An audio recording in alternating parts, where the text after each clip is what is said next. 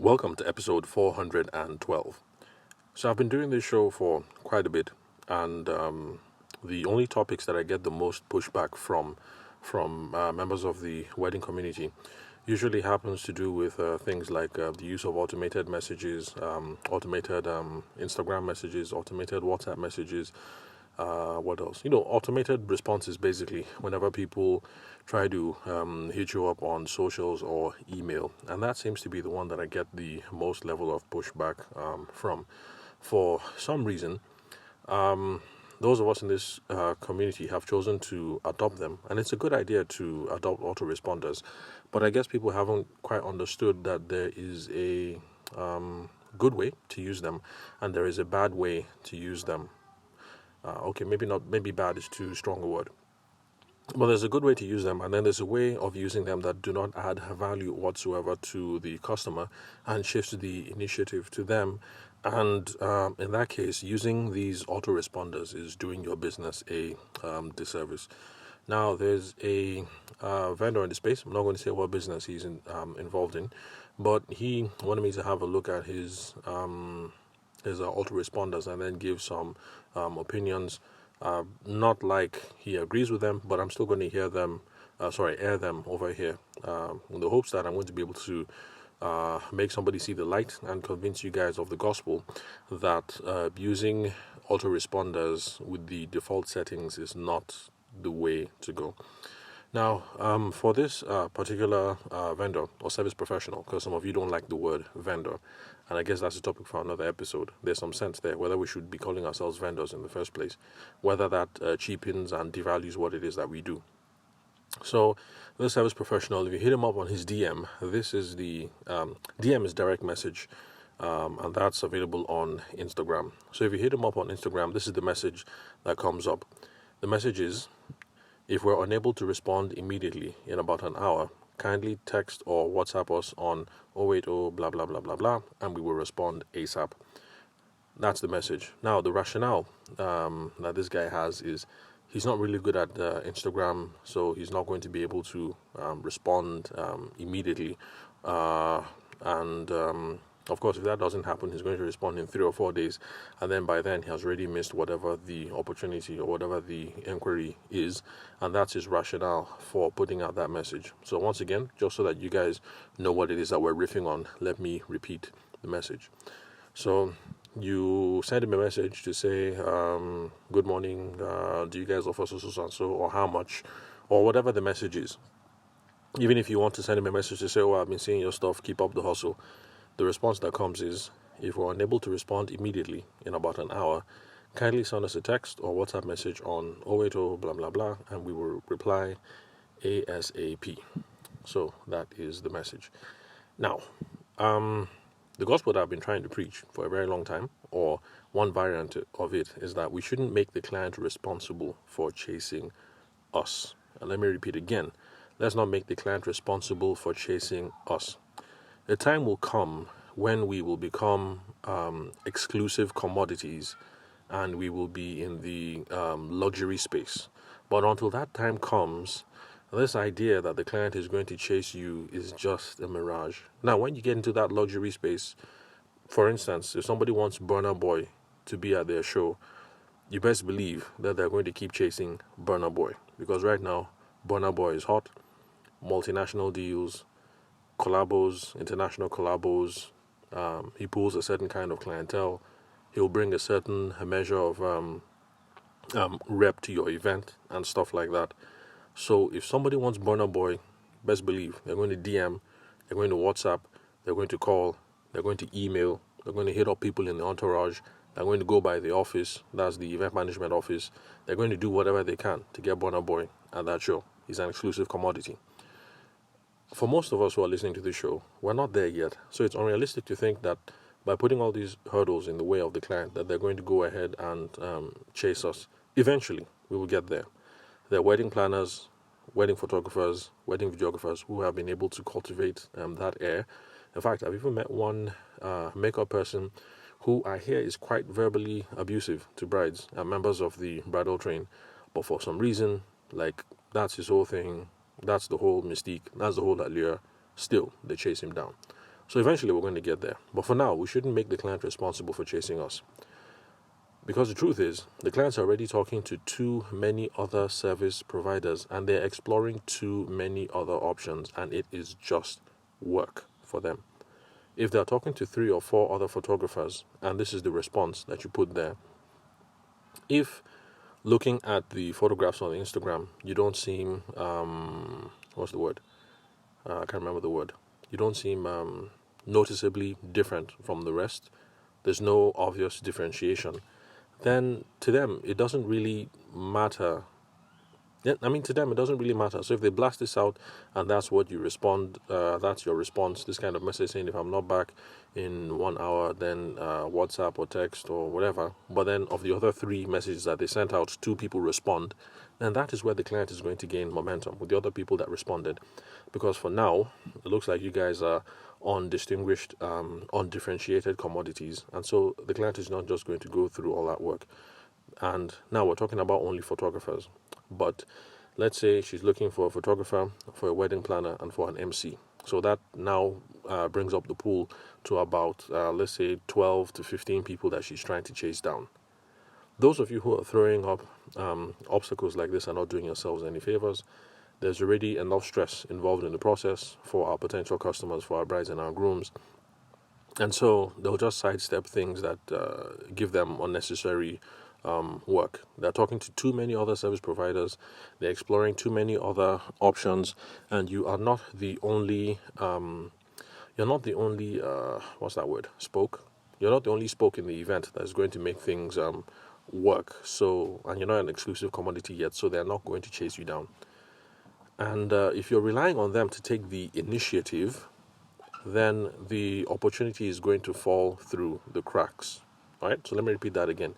If you're relying on them to take the initiative, the opportunity might fall through the cracks because they say, okay, yes, let me WhatsApp this guy or whatever. But the thing is, she sent that message, she's now on Instagram, and most likely she's going to send Instagram DMs to the other person, to the other people. So her plan is that, okay, let me send everybody this message. By the time I'm done, I'll get back and send him the WhatsApp message. But then guess what?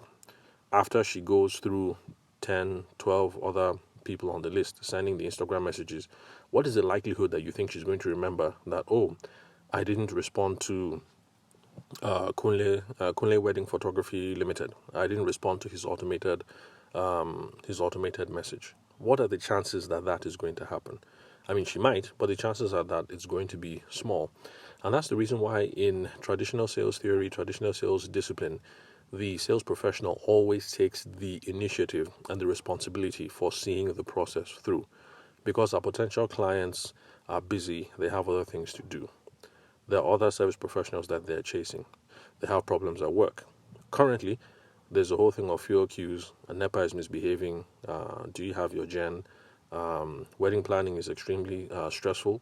One of the brides that I'm talking to currently just had a bit of a bad health spell and had to be admitted. So, I mean, these things happen. Real life happens. Fuel scarcity plus work plus hospital admission plus maybe she's now quarreling with the groom because wedding planning can be a stressful process. I mean, all sorts of things. If you're going to wait for her to be able to take the initiative to guide the whole process along, you're just putting yourself on some serious high jump. You're giving yourself unnecessary cruise. So let's be realistic and take the initiative and make sure that we see the process through. And that is one of the cardinal sins that these autoresponders make when we don't change the default setting. We just use whatever defaults that WhatsApp presents us with or that Instagram presents us with.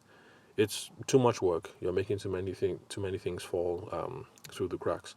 Now, the advice that I've given in the past, I'd like to repeat again, just in case I didn't make it clear in previous episodes. And maybe that's the reason why some service professionals take issue with some of the things that I have said. What we should be doing is to make someone responsible for responding to inbound messages. Now, this is the idea behind inbound. There's inbound and there's outbound. Outbound is what I like to do. I went to the bridal show. I've gotten their number. I'm the one chasing. I'm the one following through or following up or whatever it is that you like to call it. I'm the one who is begging for market. That is outbound. Inbound is what a lot of people like to do. I have the pretty Instagram profile, the pretty website, and then I'm trying to get traffic coming through me. If your strategy is an inbound one, you have to make someone responsible for responding to inbound messages. That's the whole point of inbound, is that you're going to stay where you are, you look pretty, you look good, you look professional, and then people now chase you. If people are chasing you, why are you putting hurdles, why are you putting hurdles between them and you, between them and you guys having the conversation? Make someone responsible. If you can't respond to the messages every day, get your second shooter, get your assistant wedding planner, get your MC trainee, or whoever it is that you work with. Let that person be responsible. You tell them that, look, you know what, all the content production, everything, that's my job. Your own job is to respond to these messages, and people who are serious, pass them along to me. So every day, you're going to check the messages every 2 hours. Check at 10, check at 12, check at 2, check at 4, check at 6, and then we call it a day. And then tomorrow you start the process of responding from 10 o'clock again. So, or whatever cadence you guys like. Make someone specifically responsible to that so you can respond to inbound messages quickly at specific times of the day. Or you make sure that you set specific times of the day and you respond yourself. It's not too hard to say, you know what, I don't want to spend too much time on Instagram, so I'm only going to check Instagram every 3 hours. I'll check at 9, I'll check at 12, I'll check at 3, I'll check at 6, and maybe 9 again before we go to bed. And anything after that will have to wait till the next day. Now,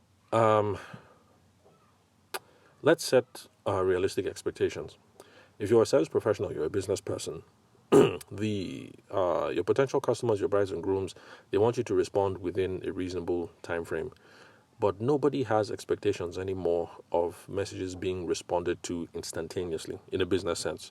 Now, if the bride is chatting with her bridesmaids, her personal person, her 5 and 6, yes, she might be offended if she sends the message at 8, the bridesmaid hasn't responded, as at 12, she might take offense. But you're a business person. If the bride sends a message at 9 and you respond at 12, it's okay. It's within reason. So, set whatever you think are reasonable parameters and make sure that you get back to them. The goal is to make sure that we are responsive, because that is the whole point of outbound. The whole point of outbound is that I'm going to be minding my business, doing my day, and people are going to start chasing me through Instagram, through websites, through email, through Google, through whatever you name it. So if that's the path that you've chosen, inbound, then please be responsive, respond, and stop these auto responders. Now, there's a way of using autoresponders. The example that I gave was some of my corporate clients that add value to the situation. How the autoresponder might say, sorry, NECA is unavailable to take your email right now. But if it is an emergency, something like sorry, NECA is unable to respond right now because she's on maternity leave. But if it's an emergency, you can call Chukudi on 080 blah, blah, blah, blah, blah. Now, something like that adds value, and it kind of makes sense because obviously, you've been away to go and take care of your baby. A message like that has given an alternative. That's something that is valuable. So if it's not an emergency, then I guess if you don't think it's an emergency, then you can wait until NECA gets back into the office. But if we're going to use auto-responder messages, these auto prompts, and they're not adding value to the occasion, and we're just giving them work and throwing up obstacles between the conversation, throwing up obstacles in the way of you and the customer having a conversation is not a good idea. And so finally, I want to say to those of you who are not good on managing your Instagram DMs or your Twitter or your whatever, if you're not good at these outlets, then stop promoting those outlets. There's a way of incorporating WhatsApp messages so that people can send you WhatsApp directly from your Instagram profile. So that is the button that you should be promoting when you set up your Instagram business handle. There's going to be a contact option on the page, and you want to select it there that you want people to start sending you WhatsApp messages. So if you're not good using a particular medium, then stop promoting that medium. Promote the one that you're actually good at so that you can be responsive. Because the goal is to be responsive, because whether we like it or not, to us, from a technical standpoint, we know the difference between what it is that we do.